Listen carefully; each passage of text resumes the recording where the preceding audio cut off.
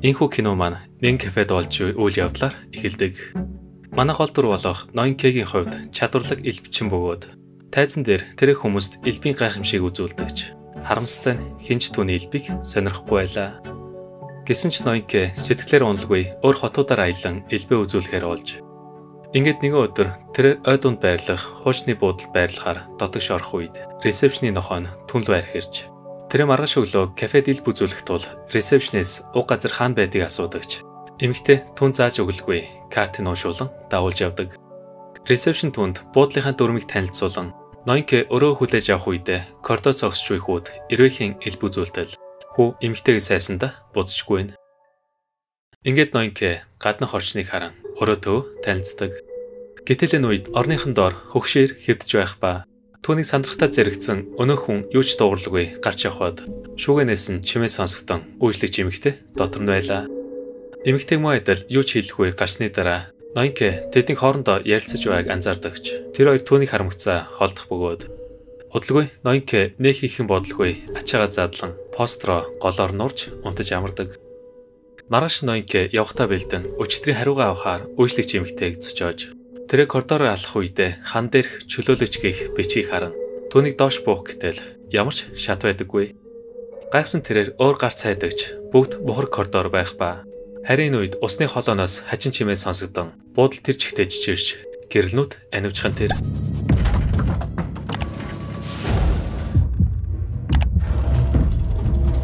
Ханы онгорхой нүхнээс хөгжимчд гарч ирэн ойлгомж бай тоглон түүнийг дагж байсан тул Ноинке тэднээс суугдчихгүйсээр эмгний өрөөнд нуугдаж амждагч. Болж үйл явдал мөн тэр хоёрыг харамгацаа ухаалдаж ундаг.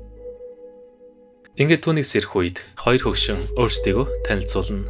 Тэд Ноинкед кофе, жигмэг өгөх ба түүнийг элбчин гэдгийг мэдсэн тэр хоёр хөгжимчдийн талаар асуухад Ноинке явах цаг нь болсныг хэлснээр эгч дус түн туслахаар буудлын план зургийг харуулдагч. Зөвхөн тэдний зогсчгүй хэсгийн л зураг байлаа. Буудалд тэдэнд хэрэгтэй бүх зүйл нь байгаа тул тэр хоёр сүүлийн жил гаруй хугацаанд огт гадагш гараагүй гэдгээ илэн түнд үүнээс илүү туслах боломжгүйдээ уучлахгүй зам заагчтай уулзахыг зөвлөдөгч. Ноинке огт санаа зовох хэрэггүй хэмээн явахаас өмнө эгч дуст цэцэг бэлгэлдэг. Түүний гарц олохоор явах үед гэрлнүүд анивчин хүүхдүүд гүйлдэх бөгөөд эмэгтэй өрөөлөө орохыг харсан тэрээр тусламжгүйгээр хаалгыг онгойлох гэхэд хүүхдүүд цүнхийг хулгайлж Ноинке араас нь гүн хаалгыг нээж үзтэл дотор нь агуулгын өрөө байлаа. Харин мөчөөд өнөө хөгжимчд ахиж гарч ирэн Ноинке зөөгчийг даган хувцсны шүүгэл орж хөгжимчдийн байрлж буй газрыг олж ирдэг. Түүний Гага гэх эмэгтэй ухтан шин зочин ирлээ хэмээн оройн зоогонд урьснаар удалгүй тэд Ноинкег хоолноос нэдэхийг хүсдэгч. Тэр зүнхэндээ санаа зовж байсан тул Гага хүүхдүүдийг хайхаар явхад нүдний шилтэй залуу Ноинкег дагаж хөдлөн Гагаг гайхалтай удирдаач гэдгийг хэлснээр тэд дарснаас ууцхан Гага түнд хөгжмийн тухай ярин хэрвээ нэг л алдаа гаргавал концерт нь сүрэх болно гэдгийг тайлбарлана. Ээжхэн ярианаас салгасан хүн босч явсны дараа Гагаг усанд орохоор олгоод хөгжимчд Ноинкетэй хамт өрөөс гарan бүх хүмүүс сандралдаж эхэлдэг.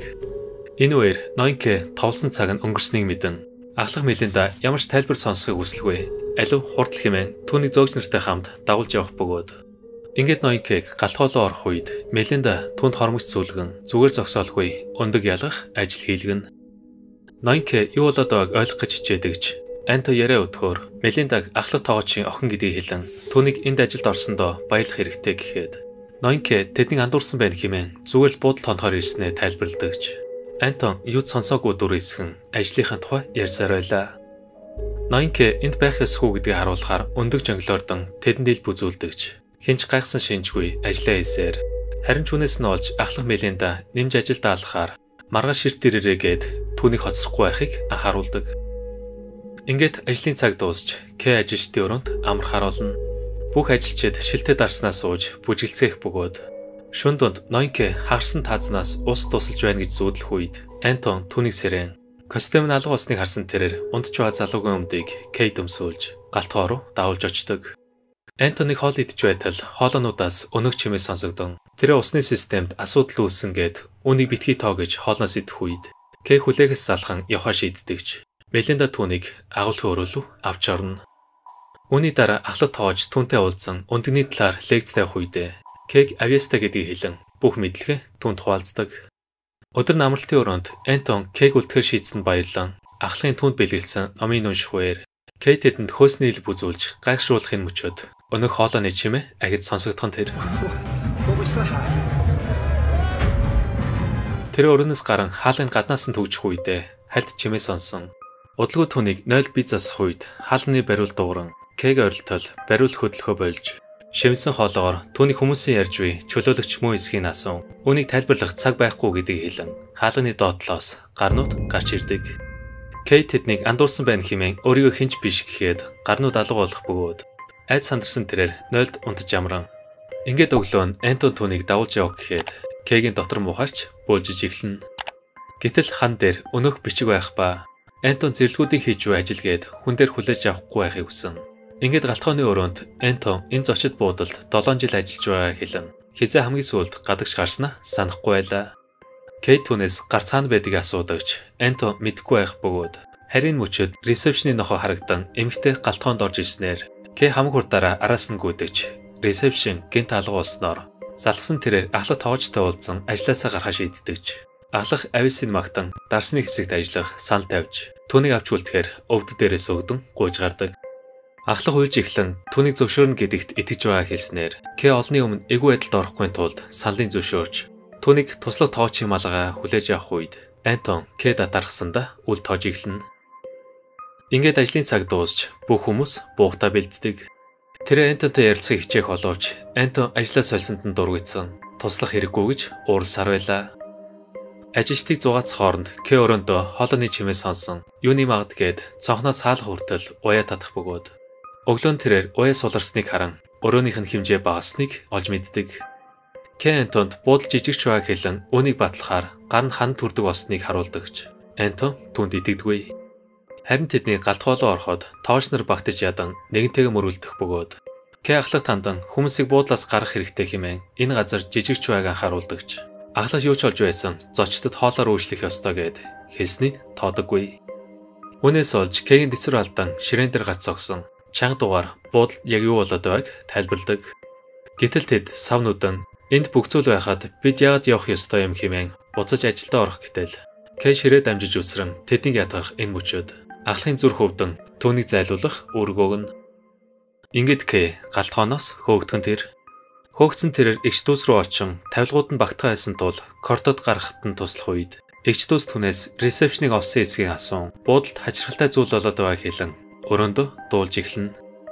Энэ хооронд Кей шургуулганаас давхрын план зураг олох ба гэтэл уг мөчөөд өнөөх чимээ сонсогдохоос гадна хөгжимчд хөгжмөө тоглон тоочд тавгаан үдэж ханны обой хууларснаар Кей чимээнээс олж гал зураг шахдаг. Ханнууд сурж гэнт цонхонд хагаран буцаад нам гүн болох үед Кей улсныг мэдхээр гадаг шаартал мөн адил бус цонхнууд хагархан тэр. Дараа нь Кей зургийг ханд нааж цаасан дээр нэмж зурна.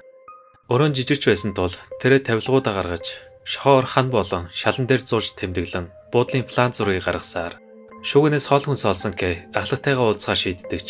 Меленда түүнийг явахыг хүсэн. Удалгүй тэрээр план зургаа үргэлжлүүлэн зурдагч. Буудлын өрөөнүүд нэмэгдсээр байлаа. Гал зурхад ганц сурууд утсан Кей цонхоор хашгиран хамаг уураа гаргах ба өдөр хоног өнгөрөх тусам коридор тавилгуудаар дүүрсээр нэг өдөр Кей коридорт ресепшны нохоотой таарч хан долоож байгааг харах энэ мөчөөд гэнт тог тасарч түүний гэрэл асаатал орны доор эсэ өвгөн түүнийг айлуулж орхидог.